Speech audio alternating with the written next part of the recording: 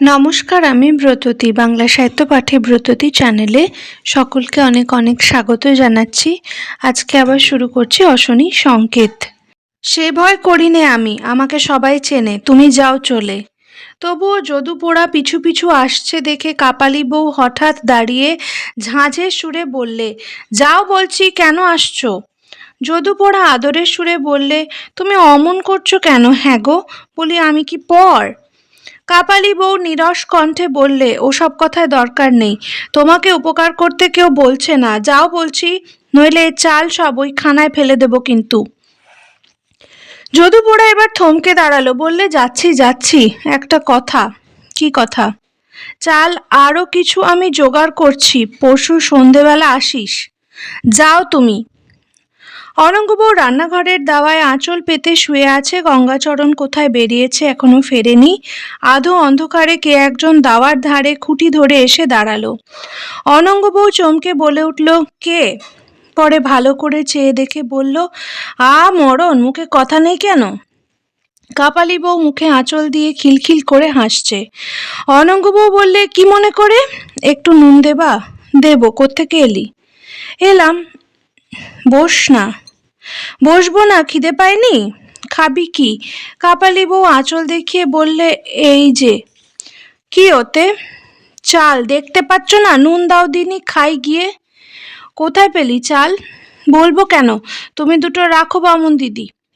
অনঙ্গবউ গম্ভীর সুরে বললে, ছুটকি, তোর বড় বার হয়েছে, যত বড় মুখ না তত বড় কথা। পায়ে পড়ি বামুন দিদি, নাও দুটো চাল তুমি, তোর মুখে আগুন দেব। আচ্ছা বামুন দিদি, আমরা নরকে পচে মরবো ঠিকই, আমাদের কথা বাদ দাও তুমি। তুমি সতী লক্ষ্মী, পায়ের ধুলো দিও, নরকে গিয়েও যাতে দুটো খেতি পাই। অনঙ্গবউয়ের চোখে জল এলো, সে কোনো কথা না বলে চুপ করে রইল। কাপালি বউ বললেন, নেবে দুটো চাল? না, তুই যা। তবে মরো গিয়ে, আমি খাই গিয়ে। কই নুন দাও।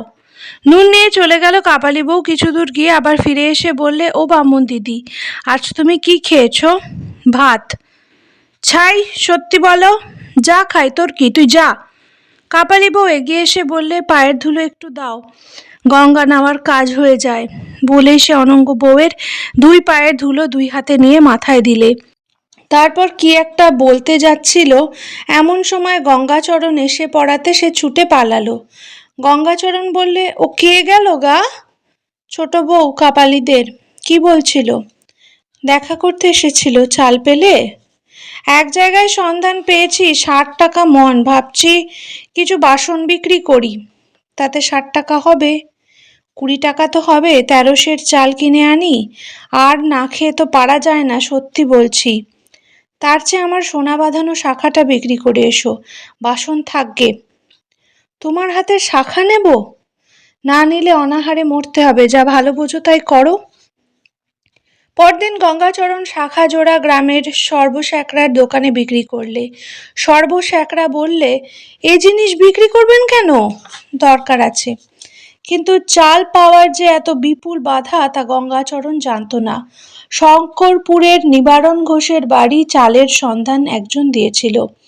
খুব ভোরে পরদিন উঠেই সেখানে পৌঁছে দেখলে 10 জন লোক সেখানে ধামা নিয়ে বসে। বাড়ির মালিক তখনও ওঠেনি। নিবারণ দৌড় খুলে বাইরে আসতেই সবাই মিলে তাকে ঘিরে ধরলে। সে বললে, আমার চাল নেই।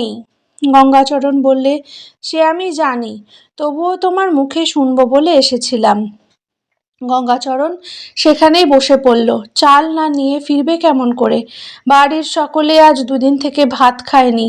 ছেলেদের মুখের দিকে তাকালে কষ্ট হয়। অন্য কয়েকজন লোক যারা এসেছিল তারা একে একে সবাই ফিরে গেল। নিবারণ ঘোষ বাইরের বাড়ি এবং ভিতরের বাড়ির মধ্যেকার দরজা বন্ধ করে দিয়েছে।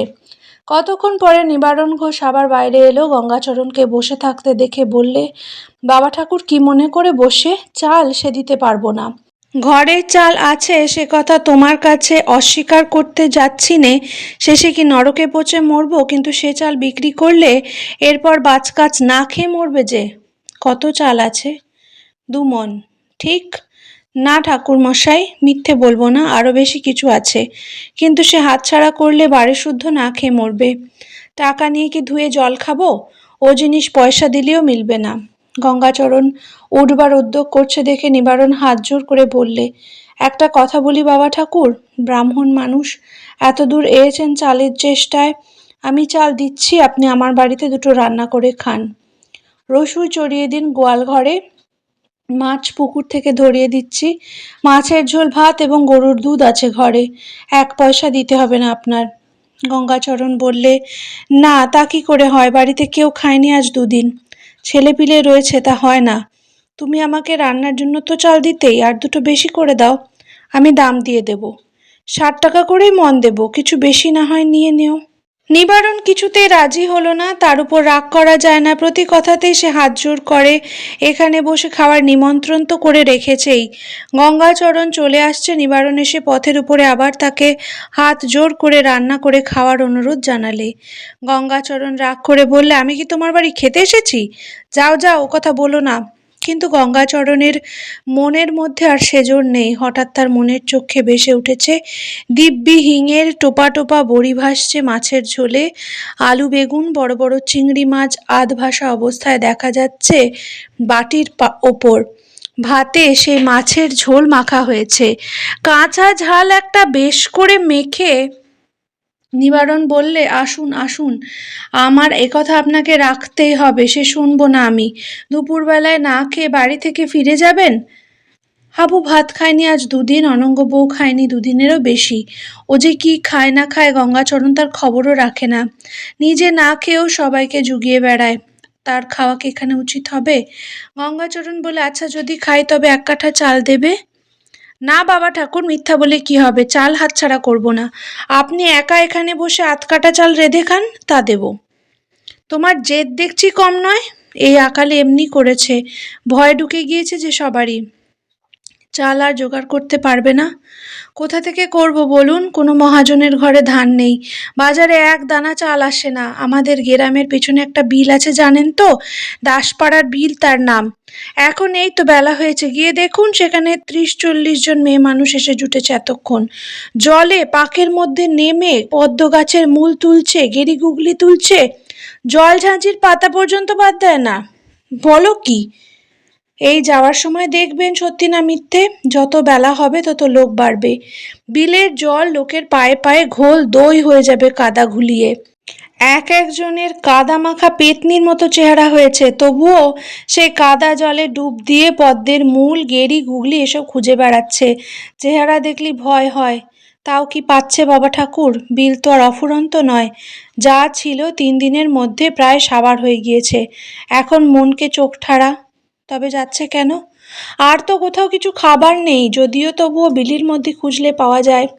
ভেবে দেখুন বাবা ঠাকুর, আপনাকে যদি চাল বেচি তবে একদিন আমার বাড়ির ঝি বউদের অমনি করে পাক মেখে বিলের মধ্যে নামতে হবে, দুটো গেরি গুগলি ধরে খাওয়ার জন্যই। চলুন বাবা ঠাকুর, আসুন, দুটো খেয়ে যান, পেট ভর্তি চাল দেবো এখন। গঙ্গাচরণ ফিরল মাছের ঝোল ভাত খেয়ে, গেরি গুগলি সেদ্ধ নয়। এখনো এ গ্রামে সে এদিনেও ভাত খেতে পাওয়া যাচ্ছে, এরপরে আর পাওয়া যাবে কিনা কে জানে। গোয়াল ঘর নিকিয়ে পুছে দিলে নিবারণের বিধবা বড় মেয়ে ক্ষান্তমণি, কাঠ নিয়ে একপাশে রাখলে। গঙ্গাচরণ পুকুরের জলে স্নান করে আসতে ক্ষান্তমণি তসরের কাপড় কেটে কুচিয়ে হাতে দিলে, রান্নার জন্য কুটনা বাটনা সব ঠিক করে এনে দিলে। একবার হেসে বললে, দাদা ঠাকুর অতটা নুন পুড়ে যাবে যে, ব্যান্নন দেব না। ব্যান্নন মুখে দিতে পারবেন না? আপনার রসুই করবার অভ্যেস নেই বুঝি? না, আপনি বসে বসে রাঁধুন, আমি দেখিয়ে দিচ্ছি। ক্ষান্তমণি যে বেশ ভালো মেয়ে, গঙ্গাচরণ অল্প সময়ের মধ্যেই তা বুঝতে পারলে। কোথা থেকে একটু আখের গুড়, গাওয়া ঘি জোগাড় করে নিয়ে আসে, যাতে গঙ্গাচরণের খাওয়াটা ভালো হয়, সেদিকে খুব লক্ষ্য। খেতে বসে গঙ্গাচরণ কিন্তু ভাত যেন গলা দিয়ে নামে না। আশ্চর্যের কথা, হাবুর জন্য দুঃখে নয়, পটলার জন্যও নয়, দুঃখ হলো অনঙ্গ বউয়ের জন্য। সে আজ 2 দিন খায়নি, তার চেয়ে হয়তো আরো বেশি দিন খায়নি, মুখ ফুটে তো কোনোদিন কিছু বলেও না। আর একটু আখের গুড় দি? না, এ দুধ তো খাঁটি, গুড় দিলে স্বাদ নষ্ট হয়ে যাবে। এমন ঘন দুধের বাটিতে হাত ডুবিয়ে সে খাচ্ছে এখানে, ওখানে অনঙ্গ বউ হয়তো উঠোনের কাটানোটে শাকের বনে চুবড়ি নিয়ে ঘুরছে, অখাদ্য কাটানোটে শাক তুলবার জন্যে। নইলে বেলা হতে না হতে পালার ছেলেমেয়েরা এসে জুটবে। তাদের উৎপাতে গাছের পাতাটি থাকবার জো থাকে না। ক্ষান্তমণি পান আনতে গেল। পাতে দুটি ভাত পড়ে আছে। গঙ্গাচরণের প্রবল লোভ হলো ভাত দুটি সে বাড়ি নিয়ে যায়। কিন্তু কি করে নিয়ে যাবে? চাদরের মুড়োয় বেঁধে? ছি, সবাই টের পাবে। ইঁট ও ভাত ব্রাহ্মণ হয়ে চাদরের মুড়োয় বেঁধে নেবে? গঙ্গাচরণ বসে বসে মতলব ভাঁজতে লাগলো। কি করা যাবে? বলা যাবে কি এই ধরনের যে আমাদের বাড়ি একটা কুকুর আছে, তার জন্য ভাত কটা নিয়ে যাব, তাতে কে কি মনে করবে? বড় লজ্জা করে যে। অনেকগুলো ভাত নয় বটে, তবুও 4-5 গ্রাস হবে অনঙ্গ বউয়ের। বড় বড় 4-5 গ্রাস নিয়ে সে যাবেই। কিসের লজ্জা? এমন সময় কান্তমণি এসে পান দিতেই ওর মুখের দিকে চেয়ে গঙ্গাচরণের সাহস চলে গিয়ে রাজ্যের লজ্জা এবং সংকোচ এসে জুটল। দিব্যি সুন্দরী মেয়ে যৌবনপুষ্ট দেহটির দিকে বারবার চেয়ে দেখেও আশ মেটে না। কালো চুল, মাথায় এক ঢাল, নাকের ডগায় একটা ছোট্ট তিল, মুখে 2-10টা বসন্তের দাগ আছে বটে, তবুও ক্ষান্তমণির সুশ্রী মুখ।